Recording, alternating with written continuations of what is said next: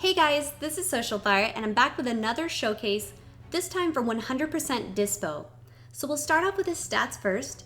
At 100% and level 120, his HP is 13,827, attack is 13,158, and defense is 9,937. His leader skill is agility type key +2, and HP attack and defense is plus 70%. His super attack, Super Speed Justice Kick, causes supreme damage to the enemy and raises attack by about 50% for 6 turns. His passive skill is Speed of Light, which is attack plus 20%, and he has a chance to evade enemies' attacks, including super attacks, plus 15% at the start of each turn, and that is up to 60%. Link skills are Signature Pose, which is key +2, Hero of Justice, which is attack plus 25%, Speedy Retribution, which is attack plus 300, Shocking Speed, which is key +2, Infighter, which is attack plus 10% and enemy defense minus 10%, Tournament of Power, which is key +3, and Fierce Battle, which is attack plus 15%. His only category is Universe Survival Saga, and he has a 12 key multiplier of 140%. So Dyspo is one of those units that I haven't used too often. I mean, he was featured on the recent weekend summons for Global. I've actually been picking up copies of him from various banners, and I picked up my last dupe from the weekend summons, so I wanted to test him out at 100%. So I will say this, this guy is not going to be the best or top of the Universe Survival Saga units, but he is definitely still a good unit and pretty useful. I mean, keeping that in mind, his damage really did vary. At the very most, with Dokkan mode, I got about 2 million, and a few other times he hit over 1 million, but realistically, even at Rainbow, you're not relying on him for the heaviest numbers.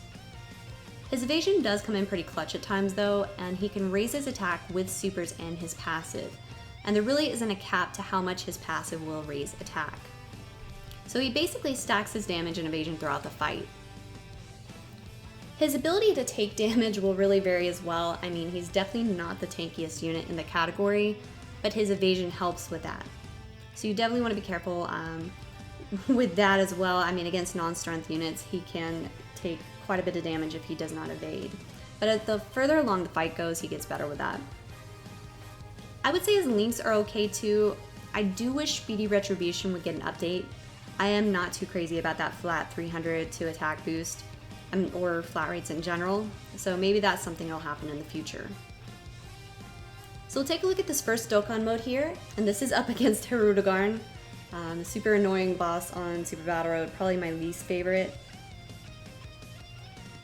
So with this Dokkan mode, he did 2.1 million, that's what I was referring to earlier, so that's no criticals.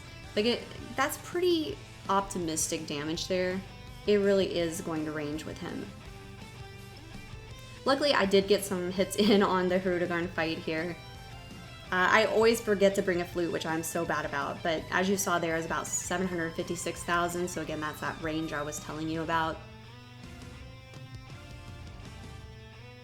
And then with this rotation here, most of the time he's going to be linked up with Jiren, as you can see.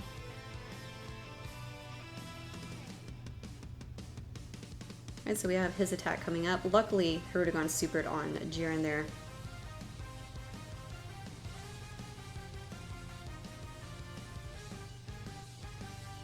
Alright, so again, 1.3 million, no criticals. It just varied. There were at times where he was doing damage like that, but overall I was pretty happy with him. So when building a Universe Survival Saga team, you really don't need Dyspo and Caulifla on the same team, in my opinion. They seem like they are similar units in a way, so I would include one or the other depending on who else you're putting on your team. So if you're including units like Jiren and Toppo, you may want to bring Dyspo along. Especially if you don't have Toppo for your team, you definitely want to include Dyspo. He links up very well with Jiren. Keep in mind, if you include him on your team, you definitely want to keep him linked with Jiren. They share about 5 links, and they activate Fierce Battle, Infighter, and Hero of Justice for each other, so it's going to give a nice boost there. As far as other units go, I mean, like I said, Toppo is another great unit. They used to link up a bit better because Toppo had Hero of Justice, but when he got his awakening, he actually lost that link. But his passive is still super helpful to have on rotation. I mean, he is a great support unit, and he still links up well enough with Dyspo. So they're both going to super easily, and he'll add a nice boost there with his passive. Plus, they do still share Fierce Battle, which can also activate for each other. I mean, again, the ideal rotation would be Dyspo linked with Jiren and Topo, and you'll see that at various points during the fights.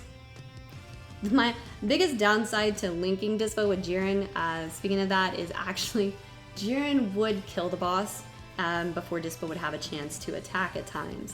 So that's something I had to be careful for while trying to showcase him.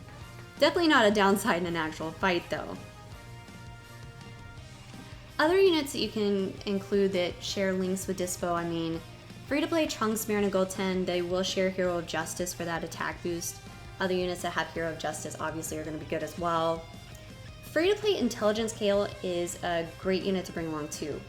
So she's not going to share many links with Dyspo besides Tournament of Power, but she is a great supporting unit, especially again if you don't have Topo or if you're not bringing him along. Her passive provides Universe Survival Saga allies with +2 ki and 30% to attack and defense, which will really help out. So we have another Dokkan mode here that we'll take a look at. Again, he's linked with Jiren and we have Topo at the end. So we'll see how well he does here. And luckily I didn't miss any ki there.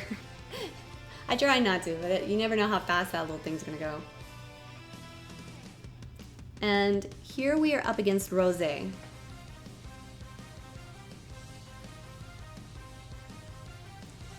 Alright, so with that Dokkan mode, it was with critical 1.9 million. So again, that's actually not bad. So on this team in particular, you'll notice dual Jiren leads. Of course, I have Dyspo because this is his showcase. We have Topo, Ultra Instinct Goku, free-to-play Kale, who I was talking about before, and Kefla. So overall, the team linked up very well. I mean, everyone did pretty well here. The one category that I've been working on here, this one I haven't used as much, but I'm getting better units for it, and I'm finally getting a decent build. And personally, it is a fairly fun category to run.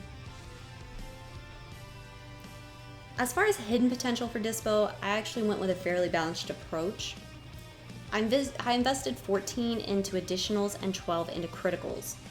So I felt like he could benefit from both of those. I definitely did not invest any points into evasion. Dyspo already has great evasion, and since it stacks, I felt like there was no need to really include that here. But I feel like I say that about a lot of units. For some reason with me, evasion is just not something I spec into often. Really, I only do that with certain units, but for something like this, a unit that has great evasion already, it's definitely not something you want to spend points on. His super attack animation as well, I'll say that I think it's pretty cool. We'll take a look at it here coming up since he's the first in this rotation. I mean, compared to newer units, it may seem a little underwhelming now, but I do actually think his super attack looks pretty cool. But nowadays, they are doing so many crazy things with the newer units and super attacks, it can pale into comparison to that, just because the newer ones are so over the top and animated.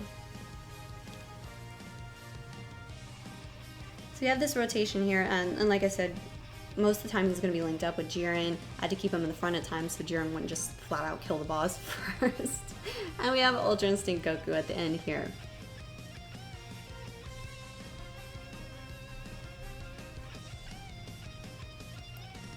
Alright, so 934,000 with criticals. So overall he was actually holding his own, but again this is at 100% with all his dupes. I mean overall I wouldn't say Dyspo is going to be in the top of his category. However, he is still a good unit and he'll be a good addition to your team. His evasion and attack buffs stack, which is pretty nice, and if you keep him linked to a Jiren, he's going to do pretty well. I think people might have mixed feelings on him, especially with other units in the category to consider, but I'm personally happy I maxed him out. This may be a category I find myself running more often since I have better units for it now, and I'll probably end up including him, especially since I have him rainbowed. Especially considering he continues to improve during the fight and is useful during longer battles. So I'm going to wrap it up here, guys. If you haven't already, be sure to like and subscribe. Let me know in the comments what you think of Dyspo, and I'll see you guys next time. Thanks!